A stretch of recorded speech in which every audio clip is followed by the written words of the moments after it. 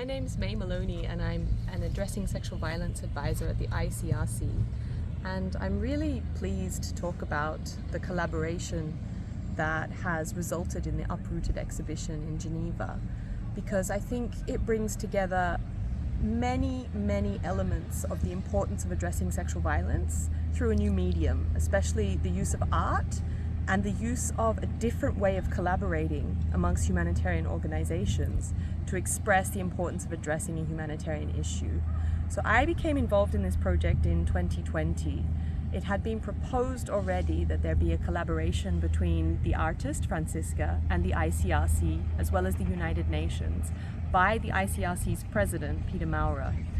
And as you can imagine, 2020 was a difficult year to launch this collaboration, and the key challenge that we faced, of course, was COVID, and how to collaborate on an important issue like sexual violence in conflict, in a context of global and rolling lockdowns, in a context of a globally uncertain environment in which the possibility of face-to-face conversations and advocacy was severely constrained. So the idea of using art and using the meaningful and symbolic sculptures that you see as part of the UPROOTED exhibition really sat with us as a challenge, how to resolve it. And I think it was through the goodwill and continued collaboration that we were able to realize this in 2022 as a series of exhibitions in Geneva, both at the ICRC Red Cross Red Crescent Museum and with the Ville de Genève, and here in the Palais des Nations. So for me, the need to persist to realize this collaboration was extremely clear and very strong. COVID-19 has created an environment where sexual and gender-based violence is exacerbated, and also we exist in a world in which sexual violence in conflict is really constant and perceived as an issue that's intractable or unavoidable, when we know, in fact, there's much that can be done to prevent it. And so the idea of these trees, the idea of the UPROOTED exhibition really resonated with me personally, and from the perspective of trying to address this issue, because these trees, they draw our attention and they make us feel so uncomfortable. They give us a sense that the world is uprooted, that something that is perceived as organic, something that is perceived as natural, is in fact not what it seems. And this is the case with sexual violence. It is something that is not natural to human nature. It is something that is driven by inequality. It is something that is deeply uncomfortable and ever present in the world. And through these uprooted trees, I perceive a sense of discord with the world, a sense that something's not right, a sense that the world is upside down. And this is true in the context of the humanitarian world, where we often see meeting basic needs like food and shelter as completely divorced from the types of sexual violence and gender-based violence that are prevalent in the world. And in fact, they're interconnected. This issue creates needs that are immense, that are intergenerational, that go on for years. And so by drawing attention through art, we've been able to reach new audiences and demonstrate that the UN and the International Committee of the Red Cross and all humanitarian actors need to work together and find new ways to address this issue, to bring the conversation to new places, to use art to engage with the communities, with activists around the world on this issue. So I'm really pleased to have been part of this exhibition and this collaboration, and to have been able to see support and a coming together amongst the US State Department, the UN organizations, the ICRC, but also people on the street, people who are interested, people who've been moved by, who've been challenged by, who felt uncomfortable because of this exhibition. And I think that's what we need to do. We need to sit with the uncomfortable truth that sexual violence is incredibly prevalent. We need to grapple with that. We need to deal with that. Then we need to prevent it and support survivors. We need to address stigma, address discrimination, treat this as a life-saving issue, and bring it into the central conversations that need to happen in our lives. It's not peripheral. It's super common, and we need to start talking about it. So for me, this has been an incredibly meaningful collaboration, which I've been pleased to be part of.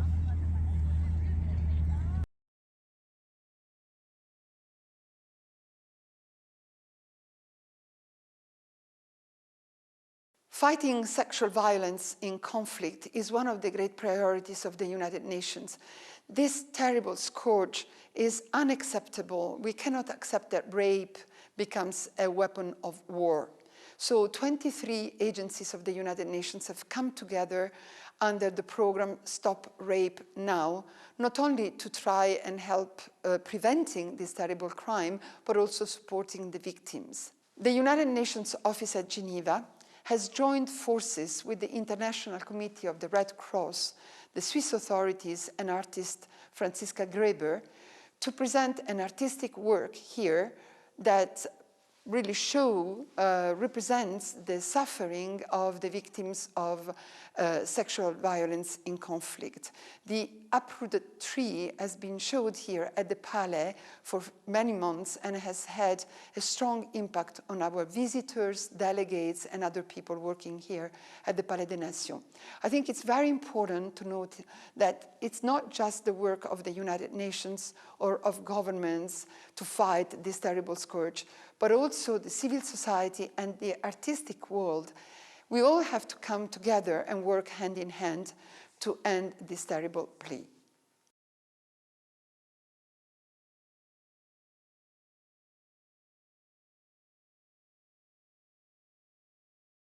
I'm in charge of the Cultural Activities Committee here in UN Geneva. And I'm very pleased to have been one of the fans of this sculpture, Uprooted. Uprooted is part of a very powerful initiative to underline the dangers of violence and sexual violence in particular in armed conflicts. So it was important for us to have this sculpture here, this real tree uprooted upside down here in the Palais des Nations as a testimony of the context in which conflict happens, and in the context to which conflict happens to people, and in particular women, but also men and children, who are taken in the violence of the conflict in ways that will scar them forever if they survive. So here in the Palais des Nations, we host art in many forms, thanks to permanent missions, member states and artists who contribute to our cultural life also in the Palais. And the importance of Uprooted is particularly strong in my view, because diplomats who work here in official meetings need to know the context in which their official meetings are happening, especially in disciplines like disarmament and human rights. And Uprooted, the tree, was with us for many weeks, reminding all of us, staffers and also diplomats, of the actual crude violence of armed conflicts.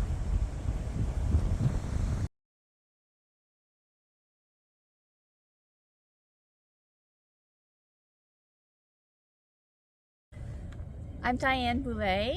I work at the United States Mission in Geneva, part of our humanitarian affairs team. We were interested in supporting this artwork because the issue of sexual violence is one that's very important to us.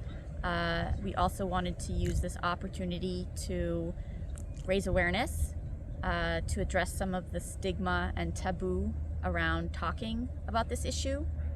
In humanitarian contexts in particular, sexual violence is exacerbated. People are faced in conflict settings, in migration challenges. They're particularly vulnerable. And so for us, being able to speak to the issue of sexual violence and broader gender-based violence against women and girls and boys and men is a priority. So for the work itself, the fact that the artist used or selected the medium of a tree was very interesting. Trees are obviously a very strong symbol, and they have sort of a secret life. When you think of the rings within the trees, they tell a story about the tree's life. And if you are able to read the rings, you can often see when there was a big fire or if there was a year with lots of drought. And so each year accumulates, and each tree has a story that it can tell, similar to a person, and similar to a person's lived story that's that's sometimes very, very internal, but then the way that the artist exposes this tree's story and this, whatever it represents as the person who might have been afflicted by sexual violence or gender-based violence, is an interesting connection to make between it being very exposed and raw, alongside the secret story of whatever that tree's lived experience had been when it was in the forest. And so I think we also appreciated the fact that this artist wanted to raise awareness and to bring this issue into the limelight, thinking about the issue as a stigmatized and taboo issue, making sure that people were aware and could speak openly about it, and also support survivors so that they can feel like they can speak about it if they want to, and that they can get the support and assistance they need moving forward, and create a future that's one that's of dignity and power for their future. So in terms of art, I think we were interested in collaboration because that isn't necessarily a natural path or something that we often engage in, but it's another way that we're able to bring these difficult social issues and topics into the purview of the broader community. So art is an open door to be able to communicate things in a different way, and also to allow for the different interpretation. So if someone wants to perhaps engage on this issue, or they're interested in this issue, perhaps they're not going to open up a book or read a report, but if they see an artwork, then they're perhaps more likely to question what it's about, and then to look at the artist's explanation or who funded this and why, and then dig a little bit deeper. Perhaps someone didn't know that there was an international day for the elimination of sexual violence, or that people who are refugees or stateless or migrants, that they might have, or forcibly displaced, that they might be exposed to sexual violence and gender-based violence in general, even more so than people living in their communities. So this is just another way, another path that we can touch upon this issue and have people think about it a little bit more and question and become more engaged, so that we can eliminate to the best we can. So the collaboration went very, very well. It was definitely a new experience for us, but we greatly appreciated it. It also forced us to bring in different parts of our own organization, be it the teams who work here in Geneva, or our teams back in Washington, or in other parts of the world that are grappling with these difficult topics. So I think it also forced us to view how to work together and collaborate, both internally, but then also with the artist, with the other partners and collaborators that were part of this project. And I think it helped us also to reflect on how we talk about the issue. But overall, we were very pleased, and I think we benefited from taking a risk and seeing how the process unfolded, and it was a very pleasant experience, and lots of good ideas that came out of it.